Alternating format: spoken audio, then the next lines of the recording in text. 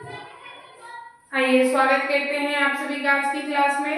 आज हम सभी पढ़ेंगे क्लास 10 का मैथ, है ना। तो क्लास 10 का मैथ में चलेंगे, चैप्टर है समांतर श्रेणी। ठीक है, कौन सा चैप्टर है? समांतर श्रेणी। बहुत इजी चैप्टर है, इससे आसान शायद ही कोई चैप्टर हो मैथ में। चलिए तो समझते हैं समांतर श्रेणी चैप्टर को। बहुत ही ज्यादा ध्यान देकर के समझिएगा, माइनर चीज को समझिएगा तो ऑटोमेटिक चैप्टर समझ में आ जाए।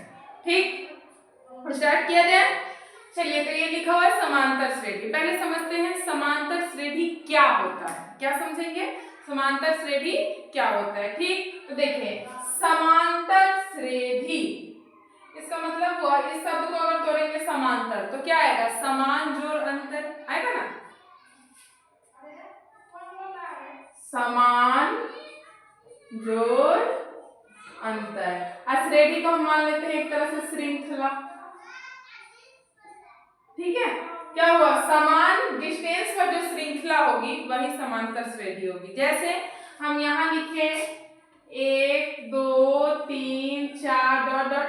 अब इसके बीच में कितना का डिस्टेंस है? 1 का, तो ये समांतर श्रेणी में है। ठीक, उसी तरह से हम आगे लिखे 3 5 7 11 13 डॉट डॉट। क्या यहाँ 3 और 5 के बीच 2 का डिस्टेंस, 5 और 7 के बीच 2 का डिस्टेंस, लेकिन 7 और 11 के बीच कितने का हो गया? 4 का डिस्टेंस। तो क्या ये समांतर श्रेणी में है? नहीं है। मतलब अगर समान डिस्टेंस पर कितना हो का डिस्टेंस हो, यहाँ हम 1 का डिस्टेंस लिखे, अब 2 का डिस्टेंस, 5 का 10 कितना हो का, अगर समान अंतर पे अगर है ना, तो वो समांतर श्रेणी है। ठीक, अगर नहीं है तो समांतर श्रेणी नहीं है। कोई दिक्कत? तो चलिए, इसमें बहुत सारे पद होते हैं, इस तरह से अनंत तक चलेगा। इसको 1 को पहला पद, 2 को दूसरा, 3 को तीसरा, इस तरह से कहेंगे। अरे कहेंगे ना। तो यहाँ पर अब ध्यान दीजिए थोड़ा सा। प्रथम पद को हम ए से संकेत करेंगे। प्रथम पद को क्या कहेंगे? ए या A1 भी कह सकते हैं। ठीक, तो द्वितीय पद को क्या कहेंगे हम? द्वितीय पद, है ना। द्वितीय पद को क्या कहेंगे? A2। तृतीय को क्या कहेंगे? दिमाग लगाइए तो तृतीय पद को कहेंगे A3। फिर चतुर्थ को क्या कहेंगे? चतुर्थ पद को A4।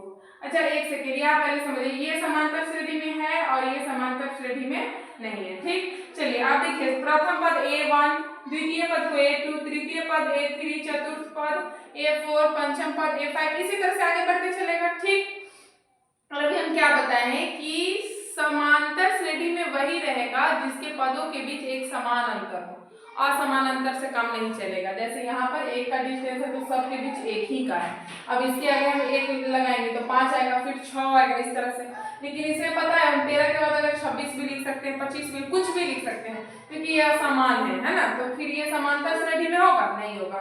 तो आप देखिए कि जो हर दोनों के बीच का जो अंतर निकालेंगे, इसी अंतर को हम कहते हैं सर्वांतर।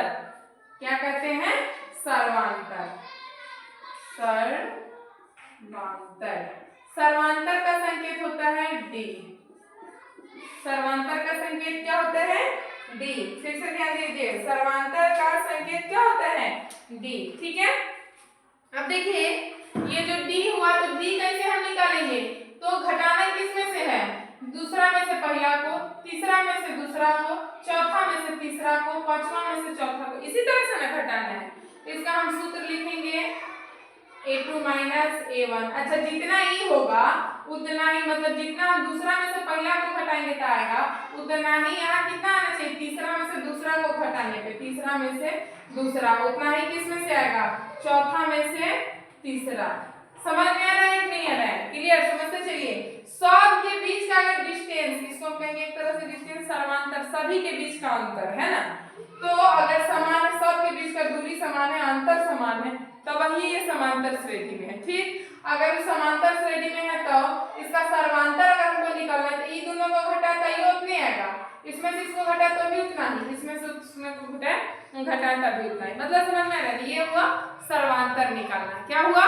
सर्वांतर। ठीक, तो चलिए इतना तो समझ गए कि इसमें प्रथम पद को A1, द्वितीय को A2, तृतीय को A3, इस तरह से कहेंगे अपने मन से जहां तक जाने वाला हो। उसके बाद सर्वांतर का संकेत D होता है, और यहाँ पर क्या है? डी का सूत्र है कि हर दुगो के बीच का डिस्टेंस समान होगा, तो दूसरा में से पहला को घटाए, तीसरा में से दूसरा को, फिर चौथा में से तीसरा को, इस तरह से सबके बीच का डिस्टेंस क्या होगा, समान होगा। ठीक, चलिए अब आगे चलते हैं। अब आगे आता है, जैसे मान लीजिए कि ये समांतर श्रेणी की श्रृंखला है, इसका कहेगा 25वां पद कितना होगा। यहाँ पे हमको दिख क्या हो रहा है, 4 गो, तो अब इसको क्या करना होगा, पहले हम 25 तक लिखेंगे तब ना पता चलेगा। तो इसको लिख करके नहीं, हम फार्मूला के द्वारा समझेंगे। किस चीज के द्वारा, फार्मूला के द्वारा। तो ध्यान दीजिए, कोई भी पद निकाले तो यहाँ मान लिया हम पद को टी का nवां पद, ठीक, कौन सा पद, nवां पद, n के जगह कुछ भी 25वां पद हो सकता है, 26वां, n क्या है, पदों की संख्या, n क्या है, पदों की संख्या। तो इसका सूत्र क्या होता है, a plus n minus 1 into D, है ना, जहां a क्या होता है, तो प्रथम पद, ये अभी हम लिखे प्रथम पद को a मान लेंगे।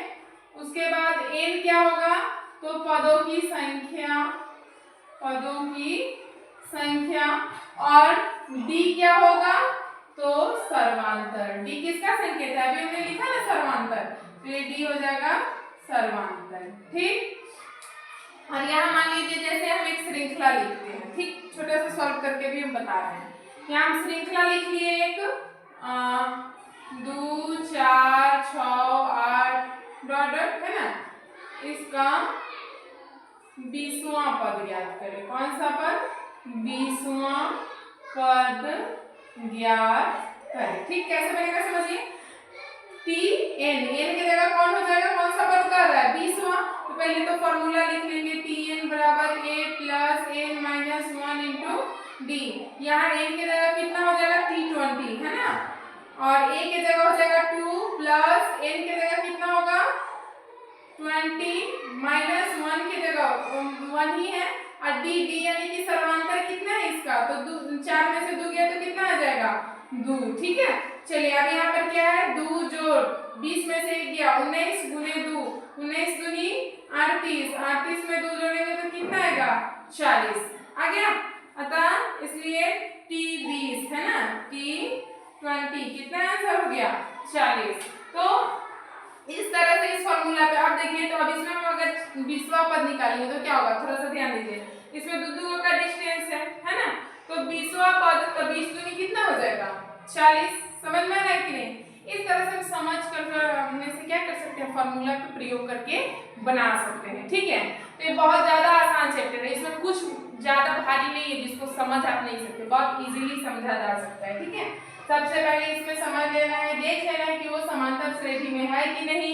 इसको देखने के लिए क्या करना होगा, तो सर्वांतर निकालना होगा। क्या करना होगा, सर्वांतर। अगर सब सर्वांतर समान है, ये इस तरह से इसका भी कितना बराबरी आ गई है, ये तीनों में बराबरी आ रहा है तो और भी, तो वो समांतर श्रेणी में है, और अगर बराबर नहीं आ रहा है तो समांतर श्रेणी में नहीं है। ठीक, जब हमारा सर्वांतर निकल जाएगा तो उसमें प्रथम पद रहेगा ही रहेगा, है कि नहीं है, और उसके बाद जो पद पूछेगा कि इसका 20वां 25वां 30वां कुछ भी, वो n का काम कर देगा, n की जगह वही रख लेंगे नंबर, है ना, कितना संख्या कितना पद है, सो a हो गया प्रथम पद, d हो गया सर्वांतर। ठीक, इस तरह से करके हम निकाल सकते हैं कि कौन सा पद कितना है। इतना तक में कोई दिक्कत, चलिए इतना तक से तो समझ में आया।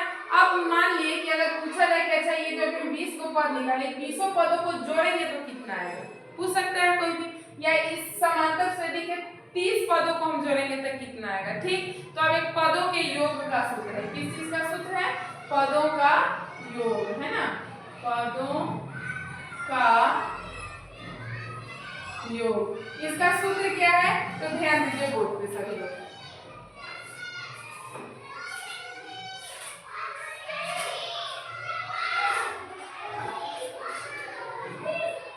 एस एन बराबर n बटा 2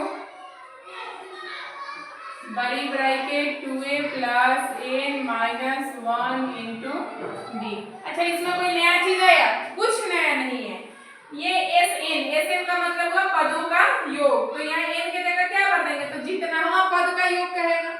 मान लीजिए समांतर श्रेणी में 30वां पद का योग करता, तो यहाँ n की जगह हम कितना फिलअप करते, 30, तो यहाँ भी n की जगह 30, a क्या होता है, a होता है प्रथम पद, a में दूसरा गुना करेंगे अपने आप 2a का कम हो गया, तो प्रथम पद में दूसरा गुना कर देना, उसका प्लस है तो प्लस लिखेंगे। n हो गया पदों की संख्या, कौन से पद का योग, कितना तक के पद का योग, तो वो हो जाएगा। और d क्या है आपका, सर्वांतर। सर्वांतर का एक नाम होता है पदांतर, पद का अंतर, है ना। जैसे यहाँ सर्वांतर, सर्व जोड़ांतर सर्वांतर, उसी तरह पद जोड़ांतर क्या होगा, पदांतर, मतलब प्रत्येक दो पदों के बीच का डिस्टेंस पदांतर। समझ में आ रहा है कि नहीं। तो इस तरह से समांतर श्रेणी में भी 2-3 फॉर्मूले पे ही काम करता है। एक तो हो गया कि कौन सा पद है सो निकालना, और दूसरा उन पदों का योग कैसे निकलेगा सो। ठीक, तो इस फॉर्मूले पे तो अभी हम काम करके बता दिए। अब रही बात इस फॉर्मूला की, ठीक है। तो ले लेते हैं हम इसी वाले क्वेश्चन को, ठीक है। अब इस वाले क्वेश्चन को लेंगे तो यहाँ n कितना हो जाएगा, n हो जाएगा आपका 20, n यहाँ 20 ही है, ठीक है। a कितना है आपका, a देखिए तो प्रथम पद इसमें कौन है, दूर, है ना, तो 2 हो गया। अच्छा, इसके बीच का डिस्टेंस कैसे पता चलेगा, तो हम कर लेते हैं, पता नहीं है अगर तो a2 - a1, है ना, तो 4 में से 2 गया तो कितना आ जाएगा, 2। ठीक, चलिए अब चलते हैं सूत्र से। सूत्र क्या है आपका, Sn बराबर n/2 बड़ी bracket 2a plus n-1 into d बड़ी ब्रैकेट बंद। अब यहाँ पे क्या होगा, या यहाँ बनाइए, यहाँ Sn की जगह कितना होगा, 20 बटा में 2, ठीक है।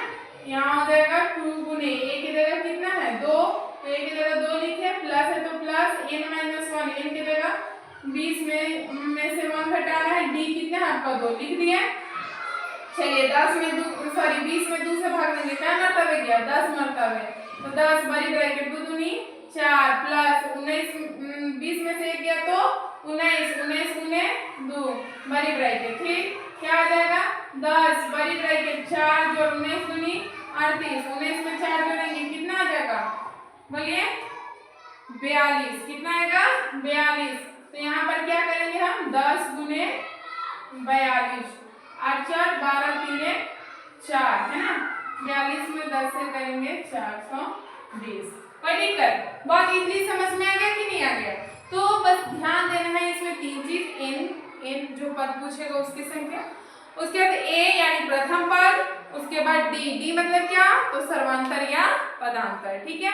अब इसी बेस पे पहले तो इसमें सब्जेक्टिव कैसे पूछेगा, तो ऑब्जेक्टिव इस टाइप का आता है, पहले समझ लीजिए। दे देगा कोई भी श्रेणी और कहेगा बताओ ये समांतर श्रेणी में है कि नहीं है, या निम्नलिखित में से कौन समांतर श्रेणी है, पूछने का तरीका चेंज होते रहता है। तो इस तरह से आपको क्या करना है, सबके बीच फटाफट डिस्टेंस देख लेना है कि कितना का सर्वांतर है। अगर समान सर्वांतर है तो वो समांतर श्रेणी में है, अगर समान सर्वांतर नहीं है तो वो समांतर श्रेणी में नहीं है, बिल्कुल ठीक। इस तरह से ऑब्जेक्टिव हल हो जाएगा। सब्जेक्टिव के लिए मात्र 2 फार्मूला, एक अभी हम यहाँ पे बताए थे फार्मूला, है ना, और ये तो खैर क्वेश्चन ही था, ये भी एक मान लीजिए सॉल्व करने के लिए क्वेश्चन ही था। तो यहाँ एक फार्मूला यहाँ हो गया और दूसरा यहाँ हो गया, ठीक, इतना तक में कोई दिक्कत। तो आप देखिए इतना तो हम बता दिए, अभी आपको एक वीडियो दिए बना करके, अब देखिए आप इसमें कुछ मैथ्स बनाइए, ठीक। भारतीय भवन का बुक है, NCERT है, कुछ भी है, उससे मैथ बनाओ या फिर कहीं से भी बनाओ, क्वेश्चन बैंक से बनाओ, और जब उसको बनाओगे कोई क्वेश्चन फंसेगा तो फिर उसको हमसे पूछो, तब ना उसको बताएंगे तो तुमको समझ में आएगा स्पष्ट, ठीक है। तो ये काम कर लेना, और ऐसे में इसका एक आपको शॉर्ट में बता देते हैं, दोनों फॉर्मूला अलग से लिख करके, ठीक, कोई दिक्कत।